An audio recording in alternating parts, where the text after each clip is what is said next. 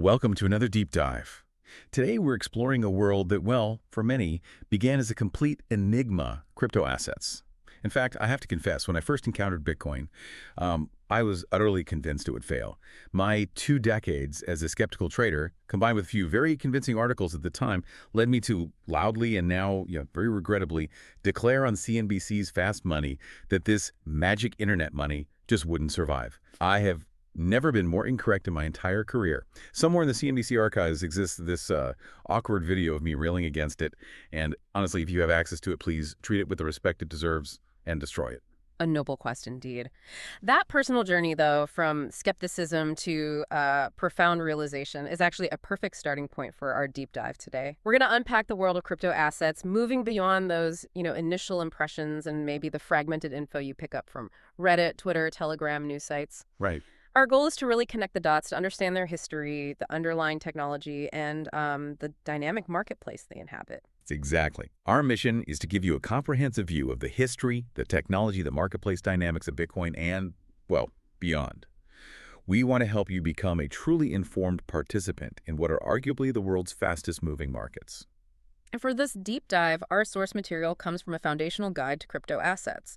It was written by authors who literally, as they were writing the book, watched Bitcoin's network value explode. Explode is right. Yeah, from just over $10 billion to punching through $100 billion. It's really a testament to how quickly the space evolves and how essential it is to have a solid framework for, understanding it. Okay, so let's unpack this from the very beginning. Bitcoin, the original crypto asset, it really rose like a phoenix from the ashes of the near collapse of Wall Street in 2008. I mean, think about it. The financial crisis cost the global economy trillions of dollars. And it just burned bridges of trust between financial titans and, well, everybody else. You had the Lehman Brothers bankruptcy, the $700 billion TARP program, and then, almost out of nowhere, Bitcoin appears. Its birth, remarkably, cost the world nothing. It offered a system of decentralized trust, relying not on, human ethics, but on the cold, hard logic of computers. What's truly fascinating here, I think, is how directly Bitcoin was positioned against those financial failings. In the very first instance of recording information on Bitcoin's blockchain, the Genesis block, Satoshi Nakamoto, the anonymous creator, inscribed the Times 03 Jan 2009 Chancellor on brink of second bailout for banks. Wow. It wasn't just a technical timestamp, it was a clear, sort of poignant statement, really setting the tone for an alternative financial system, one that aimed to be fundamentally different from the one that had just crumbled. Talk about a mic drop. And then, just 9 days later, the first Bitcoin transaction happened. Satoshi to Hal Finney, an early advocate. But here's where the story really takes an astonishing turn. 9 months after that, the first exchange rate was set. October 2009. It valued Bitcoin at about 0.008 of a cent per coin, or 1,309 Bitcoin to the dollar. Just incredible numbers when you look back. If you had invested a mere $100 back then, that investment would have been worth over $100 million by early 2017. It just puts the explosive potential into perspective. It absolutely highlights the viral growth potential that was embedded in this idea. Satoshi's writings around that time reveal a clear fixation on providing an alternative financial system, maybe even a full replacement. He described Bitcoin as, quote, completely decentralized with no central server or trusted parties because everything is based on crypto proof instead of trust. Crypto proof, not trust. Yeah. He truly believed it was the first time a decentralized, non-trust-based system was being tried. That was its core innovation. And then, just as Bitcoin was gaining traction, starting to get some public attention, Satoshi vanished. December 5th, 2010, he even pleaded with WikiLeaks not to accept Bitcoin after credit card networks blocked their donations. He said, the project needs to grow gradually. The heat you would bring would likely destroy us. Shortly after that, gone. Poof.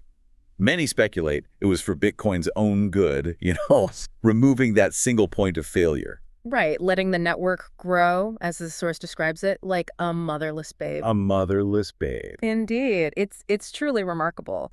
While Wall Street experienced this incredibly expensive near-death experience, Bitcoin's birth cost the world nothing. It emerged as open-source tech, quickly abandoned by its creator, perhaps allowing it to develop into the robust system we see today because there wasn't that central authority to target or control. So that's the incredible origin story. Bitcoin, a radical answer to a financial crisis. But as this new world blossomed, it brought with it a whole new lexicon, right? A language that can feel, well, impenetrable at first glance. Let's make sure we're all speaking the same language here. Let's break down some of that jargon. It definitely is a space that can feel jargon-heavy. But yeah, it's not impenetrable. Once you nail down a few key concepts, it provides the mental scaffolding for everything else. So Bitcoin with an uppercase B. That refers to the software protocol, the entire network that facilitates transfer and custody. Okay, the network itself. And then Bitcoin with a lowercase b. That's the actual currency, the unit of account. Got it. B versus B. Right. Beyond that, you have blockchain technology. That's the general purpose technology, like the steam engine, electricity, or machine learning. It's bigger than just Bitcoin. It's a fundamental shift, isn't it? I remember Don and Alex Tapscott writing in Harvard Business Review back in May 2016. They said the technology most likely to change the next decade of business is not the social web, big data, the cloud, robotics, or even artificial intelligence. It's the blockchain.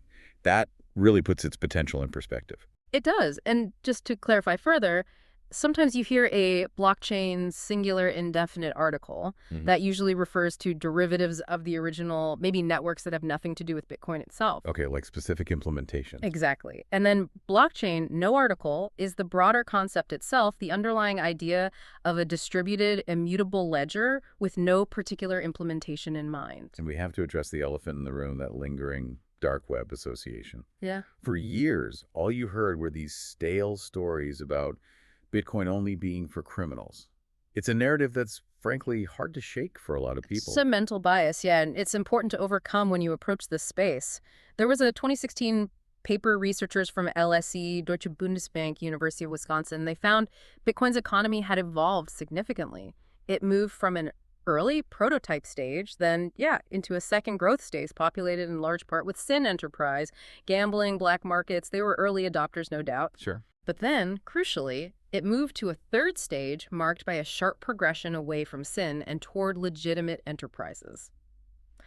Like many revolutionary technologies, early adopters might have used it to circumvent existing rules, but the story has clearly moved far beyond that now. Right. So at its core, how does Bitcoin's blockchain actually stay immutable? How does it stop someone from just going back and changing past transactions? That's the ingenious part, really. It's the power of proof of work, or POW.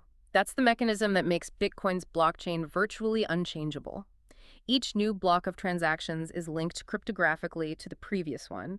It includes the previous block's identity, a summary of its data. Like a chain? Exactly. It means no information in any past block, even one from years ago, can be changed without changing all the blocks that came after it. And the network would reject that. Instantly. Any alteration would be immediately rejected by the distributed network of miners. That ensures the ledger's integrity, its immutability. So, just like email disrupted the post office, or cell phones made telephone poles kind of less necessary, Bitcoin and blockchain tech pose a similar disruptive threat to established financial services. That quote, I think it's credited to Jeff Bezos, comes to mind. Your fat margins are my opportunity. Absolutely. Startups are definitely eyeing those financial middlemen. It's true. We're seeing nearly every global bank, every exchange, financial services provider, they're now part of some blockchain consortium or building their own teams. They understand that blockchain tech puts on the horizon a world, potentially without cash, Right. where there's maybe no need for loose bills, brick-and-mortar banks, or possibly even centralized monetary policies. Wow. Instead, value is handled virtually, governed maybe in a decentralized, more democratic manner. But Bitcoin's journey wasn't always smooth sailing, right? Mm. After Satoshi disappeared, those early years saw some pretty rocky moments. The launch of the Silk Road in February 2011, for instance, that definitely contributed to the dark reputation we just talked about. Then the Chinese government implemented restrictions in late 2013, declaring Bitcoin not a currency in the real meaning of the word. That must have hurt. And crucially, the collapse of Mt. Gox in early 2014. That was the biggest exchange at the time, and its failure really put a lot of investors on edge. It caused a volatile, prolonged, and pretty disparaging price descent that didn't bottom out until January 2015. Over $450 million in Bitcoin just vanished. That sounds like a pretty dark period. How did the narrative around crypto assets even survive that, let alone shift, when Bitcoin's price was tumbling? Well, it was during this period that a kind of seismic shift in the narrative really occurred. While Bitcoin's price was falling, its core developers, they just kept plowing forward, improving the underlying protocol. And newcomers, often drawn in by the headlines about the price collapse, they started investigating the underlying technology, instead of just the currency aspect. Ah, okay. And this investigation led to the emergence of the blockchain, not Bitcoin movement, which is interesting because you said Satoshi never actually used the word blockchain in his white paper. That's right. He called it a proof-of-work chain. But the focus clearly shifted to the underlying architecture. Mm. People started asking, well, do we even need a native crypto asset for this tech to work? Exactly. And this blockchain, not Bitcoin narrative really started hitting the mainstream with some big players. The Bank of England published an article in 2014 emphasizing distributed ledger technology, DLT, that showed central banks were paying attention. Okay. Then Blythe Masters, the former JP Morgan exec, she famously told Bloomberg Markets in 2015 that the blockchain changes everything. She compared it to email for money and urged banks to take it as seriously as they took the internet in the early 90s. That quote certainly captured attention. And then The Economist's October 2015 cover story, The Trust Machine, that really seemed to cement blockchain's broader applicability beyond just currency. It did. The combination of Master statements, Bloomberg's coverage, The Economist, it led to a phenomenal 70% spike in global Google searches for blockchain in just 2 weeks. It was a real inflection point. What's fascinating here is how this also created a sort of contentious territory. You had public blockchains, often backed by disruptors wanting open, permissionless systems, versus private blockchains, backed by incumbents like JP Morgan, Goldman Sachs, Citibank, IBM, Microsoft, people who preferred controlled permission networks. And this distinction is crucial, isn't it? Because these private blockchains, the ones used by financial incumbents, they often don't need native assets, right? Mm-hmm. Access is tightly controlled. Security relies on exclusivity. Exactly. This is what puts that world without cash on the horizon. No need for loose bills, maybe no brick-and-mortar banks, perhaps not even centralized monetary policies. Value handled virtually, governed decentrally. It's a profound shift in thinking. So this new asset class is clearly evolving fast. By March 2017, we already had over 800 crypto assets out there. 800? Yeah, with a total network value over $24 billion. Bitcoin was still the largest, around $17 billion, so nearly 70% of the total. Ethereum's Ether was next, over $4 billion then. And this rapid expansion means we need a more nuanced classification than just, cryptocurrencies. What other major categories help define this evolving asset class? Absolutely. Beyond cryptocurrencies, the ones fulfilling the three purposes of money: medium of exchange, store of value, unit of account like Bitcoin, Litecoin, Monero. We see a fascinating category emerge: crypto commodities. Crypto commodities. Okay, what are those? Think of these as provisioning raw digital resources. Ether, for instance, functions as the gas or fuel for Ethereum's decentralized world computer. It enables computations. So you consume it. Right. Similarly, Filecoin provides decentralized storage. You're paying to use a digital resource, not really for an ongoing stream of income like a stock. That makes sense, like paying for cloud storage, but decentralized. And the third category? The third is crypto tokens. These provision finished digital goods and services, and they're often built on top of crypto commodities like Ethereum. Okay, examples. Examples include Augur for prediction markets, where the token represents a share in the market outcome, or Steam, which rewards content creation with tokens. Singular DTV aims to revolutionize entertainment distribution using tokens. Let's dive into some key examples then, starting with Ethereum. Vitalik Buterin, its co-founder, aimed for it to be a decentralized world computer. But what exactly are these smart contracts everyone talks about? Yeah, smart contracts is maybe a bit of a misnomer. They're better thought of as conditional transactions. Additional transactions. Yeah, they're basically logic written in code with if this, then that conditions. A simple analogy is a vending machine. If you put in enough money and if you type the right code, then you get your Doritos. Okay. But imagine applying that logic to far more complex scenarios: automated escrow, flight insurance that pays out automatically based on real-time flight data, maybe even self-executing legal agreements. So they automate agreements without needing a third party. Exactly. They enable automated trustless agreements that execute themselves when conditions are met. And then there was the DAO debacle, right? With such groundbreaking tech, were there any, major early challenges or vulnerabilities that really tested its foundations? Oh, the DAO was a huge moment. and a painful learning experience for Ethereum. The DAO was this decentralized venture capital fund built on Ethereum. It raised an astonishing $150 million. Wow. But due to a loophole in its code, it was hacked. This led to this really intense debate within the community about what to do. Right, roll back the chain or not. Exactly. It ultimately led to a hard fork that split Ethereum into two, Ethereum ETH and Ethereum Classic ETC, essentially creating two separate blockchains with different histories from that point on. So that showed how high the tensions and stakes are, and the challenges of governing these decentralized systems. Absolutely. A clear demonstration. We've also seen a real race for privacy in this space. Seems like a core tenet for many projects. Absolutely. Privacy is a huge driver. Dash, Monero, and Zcash are key players here, each with unique approaches. Monero, for example, it's a descendant of Bitcoin, known for untraceable payments and unlinkable transactions. It uses clever cryptographic techniques to obscure the sender, receiver, and amount. Okay, more privacy than Bitcoin. Definitely. And Zcash takes it maybe a step further, using cutting-edge zero-knowledge proofs. Zero-knowledge proofs. What's that? It's kind of mind-bending, but imagine proving, a secret without ever revealing the secret itself. That's the conceptual magic. Zcash applies this to transactions. It allows transactions to be fully verified as legitimate without exposing any sensitive details, sender, receiver, amount, all private. It's privacy at a pretty revolutionary level. Wow, okay. And what about some of the other well-known altcoins? Where did they come from? What was their original purpose? Well, you have Litecoin, which aimed for faster block times than Bitcoin, and it kind of became a testing ground for Bitcoin software updates. Ripple, which actually began development before Bitcoin, focuses on interbank payments, institutional use, not individual miners. It had a controversial 100 billion XRP pre-mine. Pre-mine. Why controversial? Because a huge chunk, like a majority of the total supply, was created instantly and held by the founders and the company, not distributed through mining. That caused some mistrust in the community, felt less decentralized. I see. Then you have Dogecoin, which humorously started as a joke, a riff off a popular internet meme. The Shiba Inu dog. That's the one. And it unexpectedly became this popular tipping service because its community was just so lighthearted and fun. Huh. And Aurora Coin. Ah, Aurora Coin. That was Iceland's failed national cryptocurrency experiment. A cautionary tale, really. Compelling idea, give every citizen crypto, but ultimately it didn't provide lasting value to its audience and faded away. Speaking of pre-mines, like with Ripple, or you mentioned Bitcoin earlier, that sounds a bit, well, fishy. Why should that be a concern for an investor? It absolutely can be, yeah. A pre-mine means a large amount of the coins are already in existence when the asset becomes publicly known.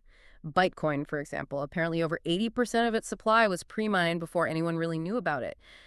This kind of contradicts the whole egalitarian transparency principle of the permissionless blockchain movement, where assets are typically distributed more fairly over time through mining or staking. So it concentrates power. Exactly. For you, the investor, it means significant centralized control over the supply from the very beginning. That can be a major red flag regarding manipulation or fairness. Okay. So given all this complexity, the history, the tech, why should you, our listener, even consider investing in crypto assets? I mentioned placing my entire SEP into Bitcoin back then, which certainly challenged my own advice of, prudent investing. How do we responsibly incorporate these things into a portfolio given their volatility? This is precisely where modern portfolio theory, or MPT, becomes really relevant. It was developed by Nobel Prize winner Harry Markowitz back in 1952. MPT emphasizes a holistic approach to portfolio risk and return. It's not just about individual assets, but how they work together. The goal is to maximize expected returns based upon a targeted level of risk. So it's not just about picking winners, but how they all play together in the sandbox. What are the key MPT concepts we need to understand for crypto? Okay, first is standard deviation. That's basically a measure of risk or volatility. Higher standard deviation means greater price fluctuation. Pretty straightforward. Right, more ups and downs. Then there's the Sharpe ratio. This measures your return per unit of risk taken. A higher ratio means you're getting better compensation for the risk you're taking on. And the real insight here for a forward-thinking investor isn't just chasing the highest absolute return. It's understanding that an asset, even one with lower absolute returns or high volatility, can actually have a higher Sharpe ratio if its risk-adjusted returns are superior. That's a powerful distinction. Less bang, maybe, but much less bucking bronco. Sort of, yeah. And the most interesting concept for me, especially regarding crypto, is correlation of returns. Okay. This measures how assets move relative to one another. It ranges from +1, meaning they move perfectly in sync, down to -1, meaning they move perfectly opposite. Like stocks and bonds were supposed to do. That sort of seesaw effect. Exactly. Stocks and bonds historically provided that diversification, but 2008 really showed the limits of that traditional pairing. They both went down together hard. Ouch, yeah. So the key breakthrough of MPT was showing that a risky asset can actually decrease overall portfolio risk if its behavior differs significantly, meaning it has a low or even negative correlation from your existing assets. The 2008 crisis, which kind of ran aground traditional asset allocation, really highlighted the need for this kind of true diversification. Which is why we saw the rise of alternative investments, right? Hedge funds, real estate, gold. Firms like Morgan Stanley, Merrill Lynch, they now recommend pretty substantial allocations, often 20–28% to these alternatives. And this is where Bitcoin and potentially other crypto assets enter as a unique alternative asset. Despite its volatility, it often retains a low correlation with other assets. Sometimes it even increases the returns while also decreasing risk within a portfolio. Wait, increases returns and decreases risk? How? Through that low correlation effect, it provides a potential double boost to the Sharpe ratio. This makes it arguably the silver bullet of diversification for the modern portfolio, at least according to some proponents. Let's unpack Bitcoin's performance then, just to give you a sense of its raw potential. For context, if you'd invested $100 in Bitcoin back at Facebook's IPO, May 2012, by January 2017, that $100 would have grown to $20,133. Wow. Compare that to the same $100 in Facebook stock, $305, Amazon, $350, Netflix, $1,276, Google, $262. Bitcoin provided, what, 16 to 77 times the capital appreciation of those huge tech stocks? Staggering. But what's also important for the astute investor to consider is the worst-case scenario, right? Buying the top. Even if you bought at Bitcoin's absolute peak, in November 2013 when it hit $242. A $100 investment then would have only retained about $83 by January 2017.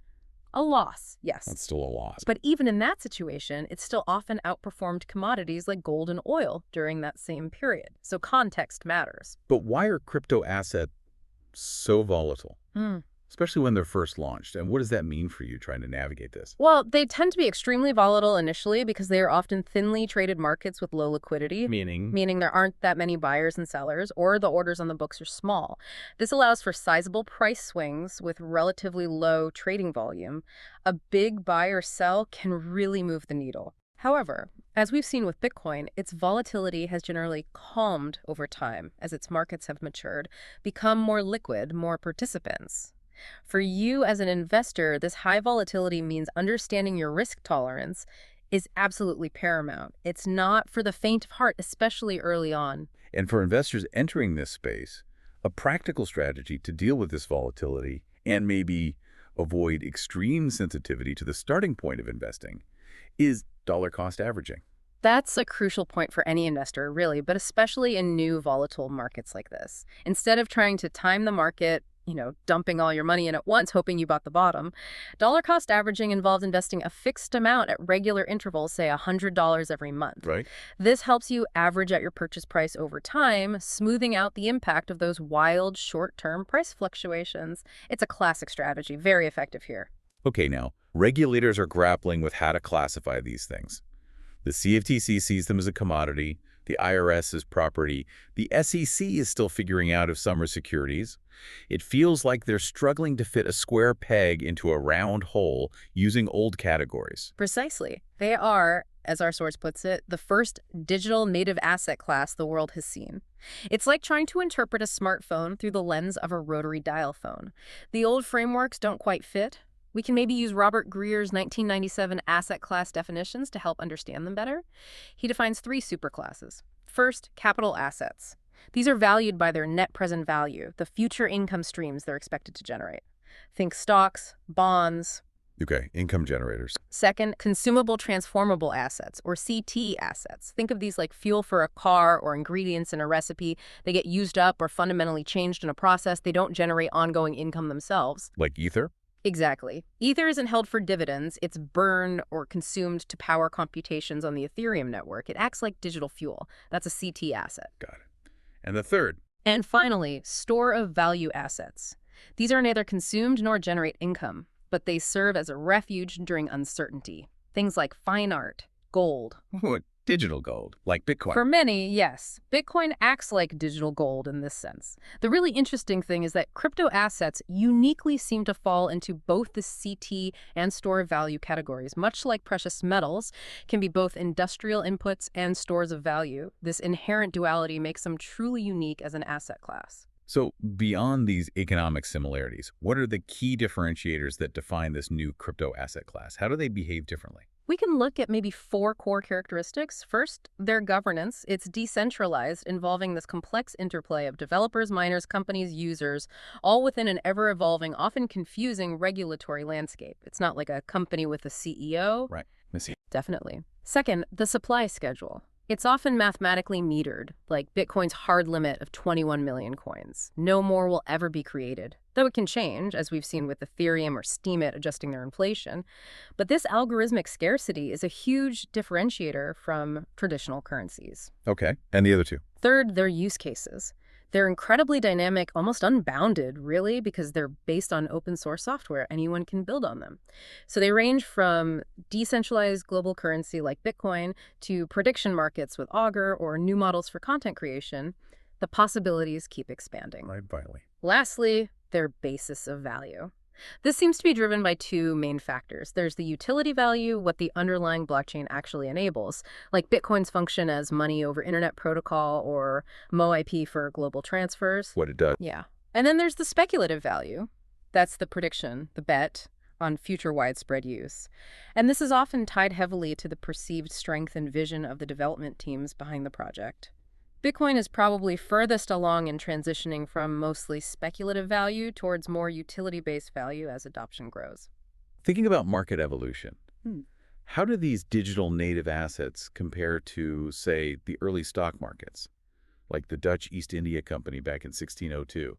Are there parallels? There are parallels in terms of newness and speculation, sure, but crypto assets have an inherent advantage as digital natives when it comes to rapid liquidity development. How so? They have no physical form. They can be moved globally almost instantly, as quickly as the internet can convey ownership. This sets them apart from traditional alternative assets like real estate or fine art, which have physical limitations on transfer and exchange.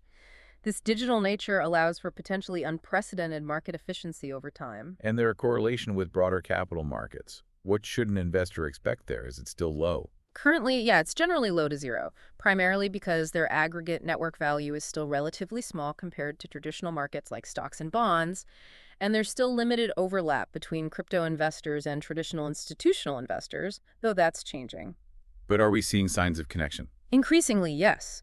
We see signs of correlation, sometimes positive, sometimes negative. For instance, Bitcoin has surged sometimes on news that could be seen as detrimental to other markets, like Brexit fears or the Chinese yuan devaluation, suggesting some view it as a kind of safe haven or hedge. Interesting. As crypto assets grow and integrate more with traditional finance, think ETFs, institutional adoption, we should probably expect to see increasing correlations over time. And how does that relationship affect trading volume and volatility? Well, significant price appreciation definitely catches attention and increases trading volume.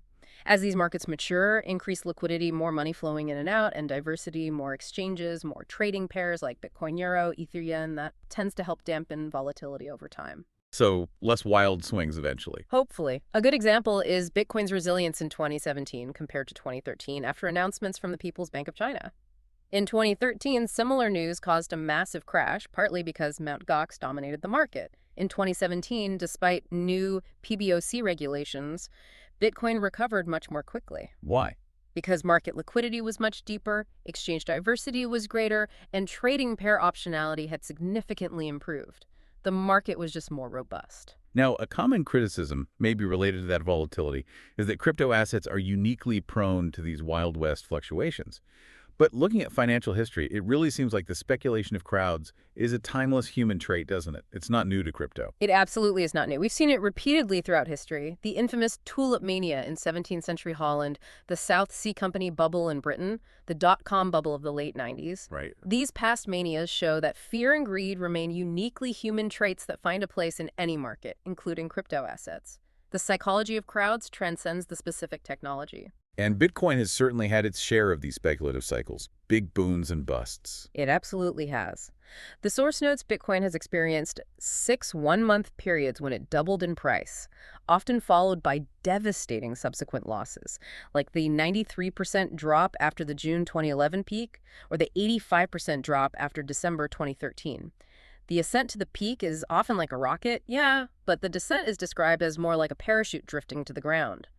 The losses are sustained and can be truly excruciating for investors caught holding the bag. But there's a key difference from something like tulip mania.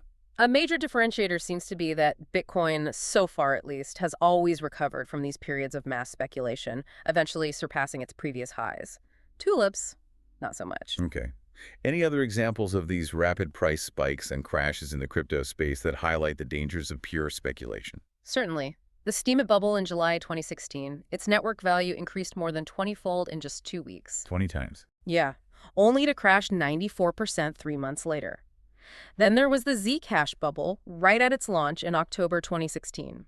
Because the initial supply was so incredibly limited and there was futures trading happening, the price momentarily surged to over $2 million per Zcash on one exchange. $2 million for one coin. Briefly, yeah, before rapidly crashing back down to earth as more supply became available. These are classic examples of irrational exuberance playing out in real time, amplified by market mechanics. So how can you, the listener, as an astute investor, try to avoid these common traps in such a dynamic, sometimes crazy market? What are the red flags to watch for? Well, first, remember Benjamin Graham's Mr. Market analogy. The market is manic depressive. Don't let the irrational moods of the crowd dictate your investment decisions based purely on price action. As for specific pitfalls, first, let's debunk the persistent Bitcoin Ponzi myth. A 2014 World Bank report explicitly stated, quote, Bitcoin is not a deliberate Ponzi. Because Ponzi schemes have clear characteristics. A central authority running the show, promises of guaranteed returns, lots of secrecy, difficulty getting your money out.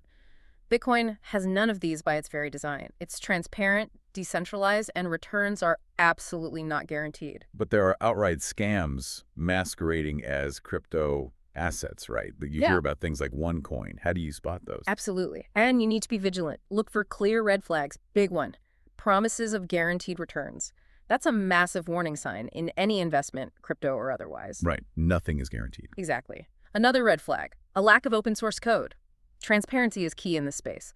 Always check if the project's code is available on platforms like GitHub. If it's closed source, ask why. Yeah, what else? Anonymous developers can be a concern, reminiscent of the infamous John Law of the Mississippi Company bubble, who operated with a lot of secrecy.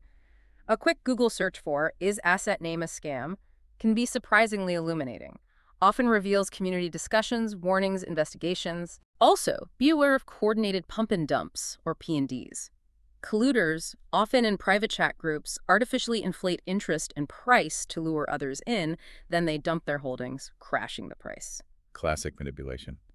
And what about cornering the market? Is that a real risk in this supposedly decentralized space? It can be, yeah. Particularly with initial coin offerings or crowd sales, if the founding team retains a huge chunk of the assets.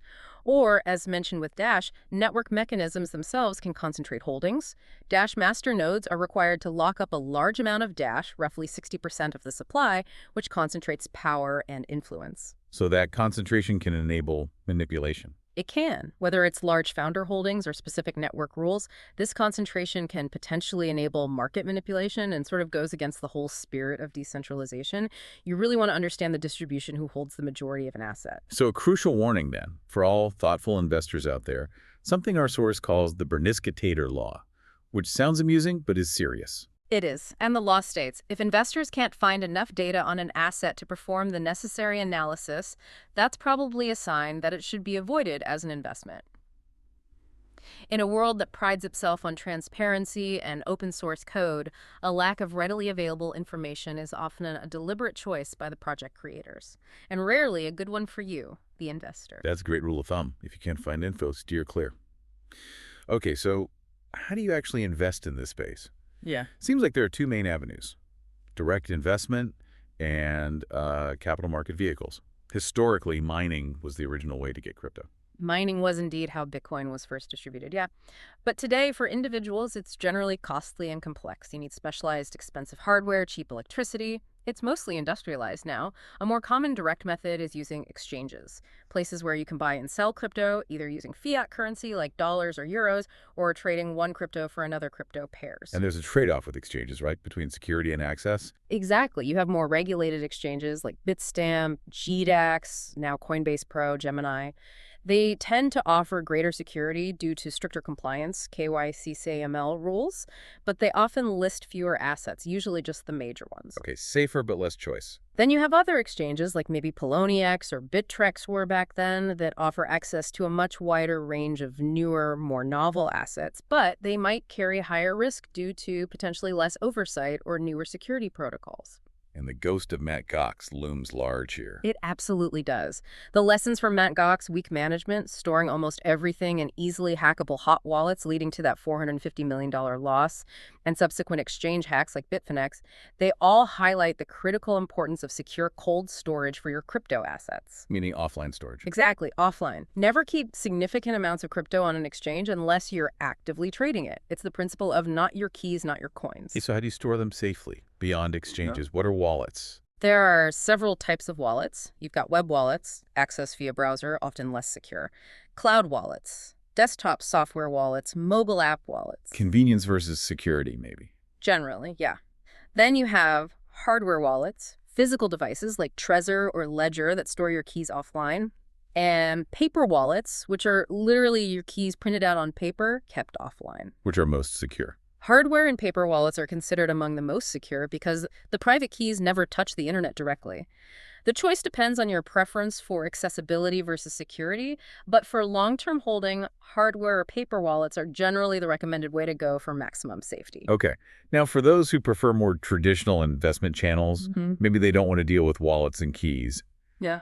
What capital market vehicles are available to get exposure without directly holding crypto? Well, the most well-known one for a while has been Grayscale Investments Bitcoin Investment Trust, or BIT. It now trades publicly on the OTCQX market under the symbol GBTC.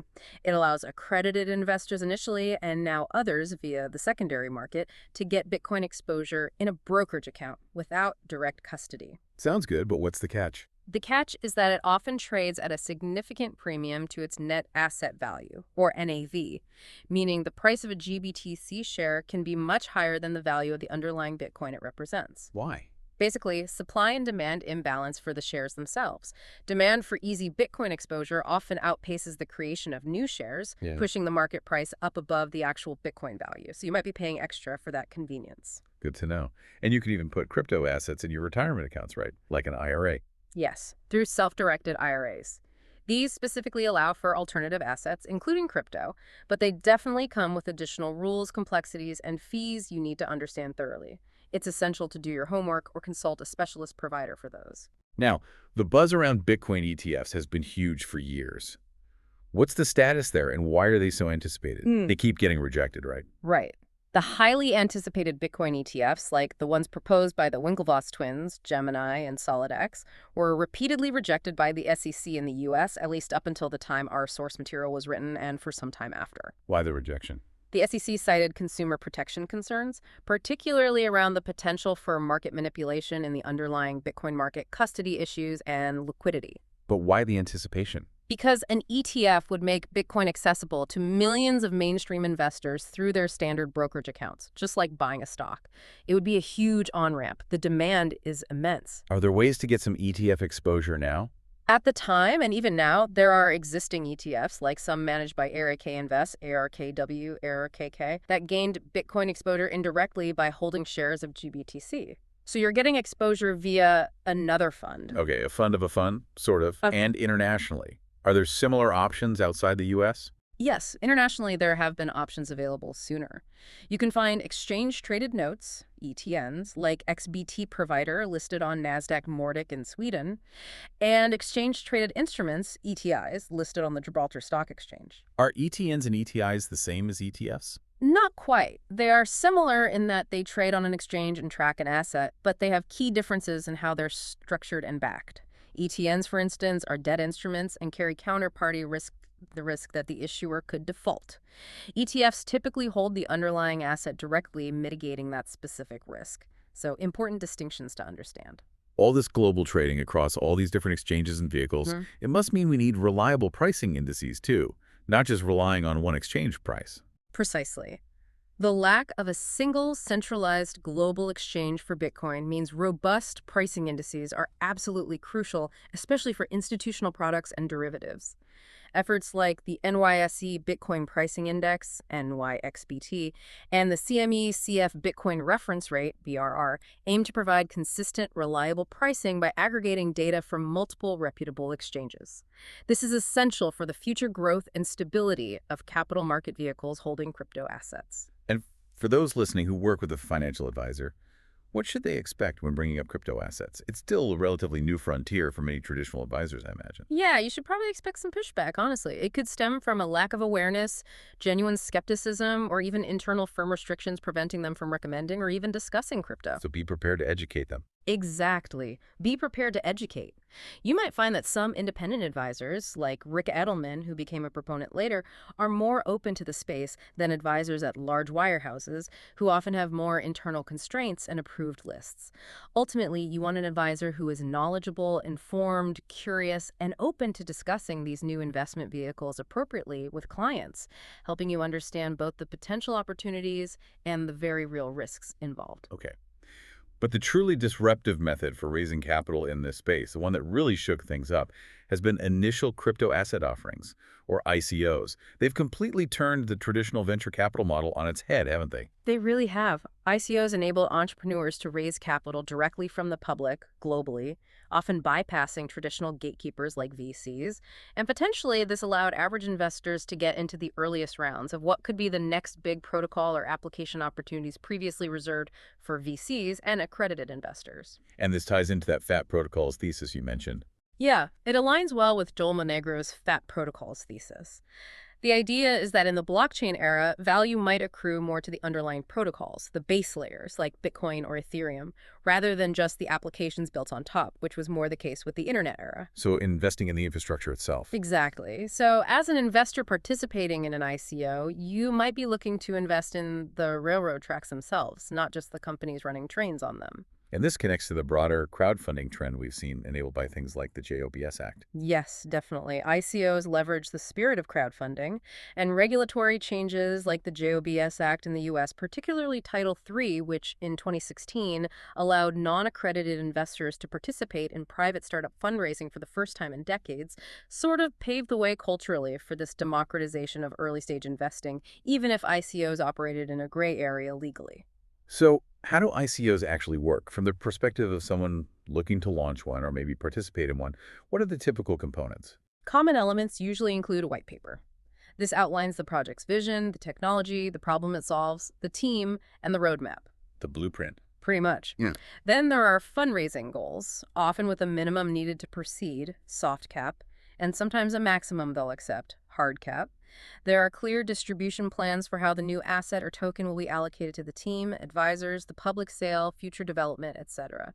And often, there were bonus structures to incentivize early participation, buy in the first week, get 20% extra tokens, that kind of thing. And they were trying hard not to be classified as securities. Right? Oh, absolutely. Teams work very hard, often with legal counsel, to structure their offerings to avoid being classified as securities by regulators like the SEC.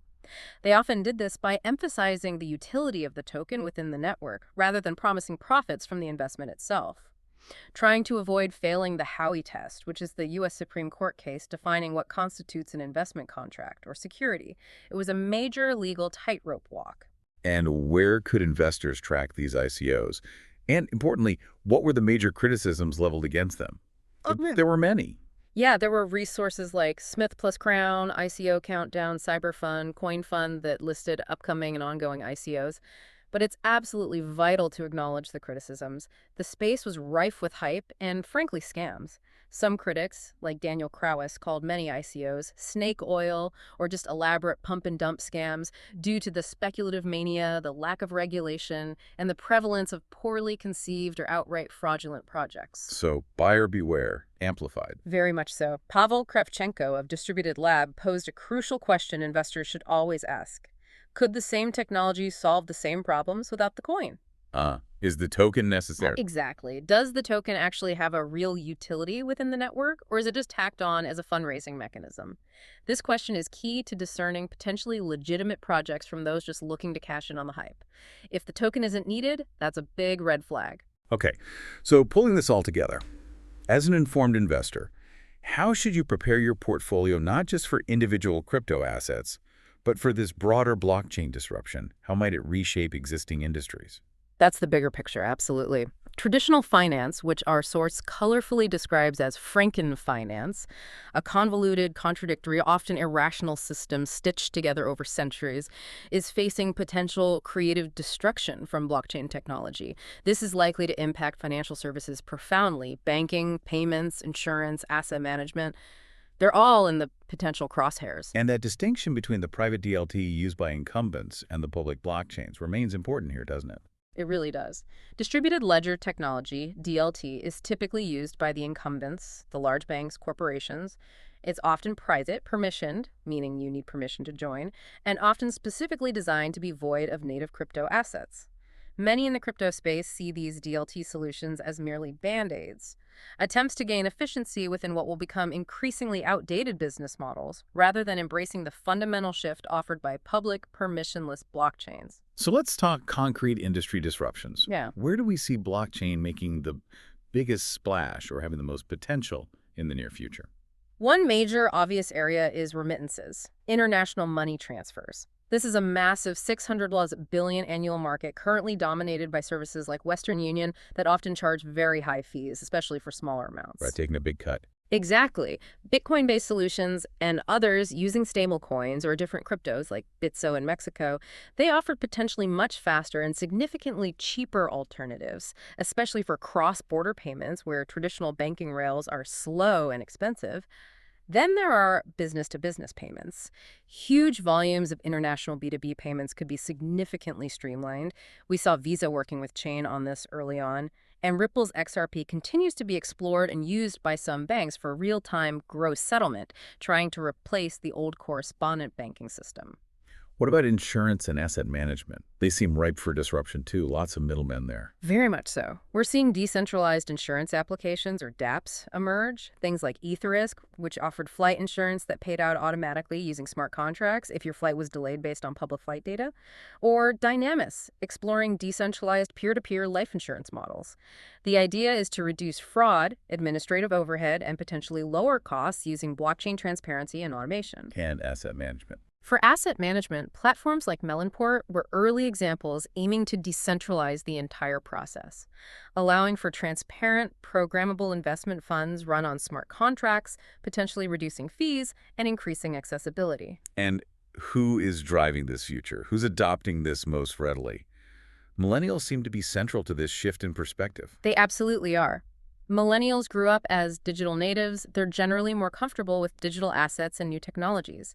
Many see crypto assets as a more accessible way to start investing, maybe with a modest amount of money and in small increments, which traditional markets sometimes make difficult. And frankly, many are learning the basics of investing from participating in this dynamic, fast-moving crypto space.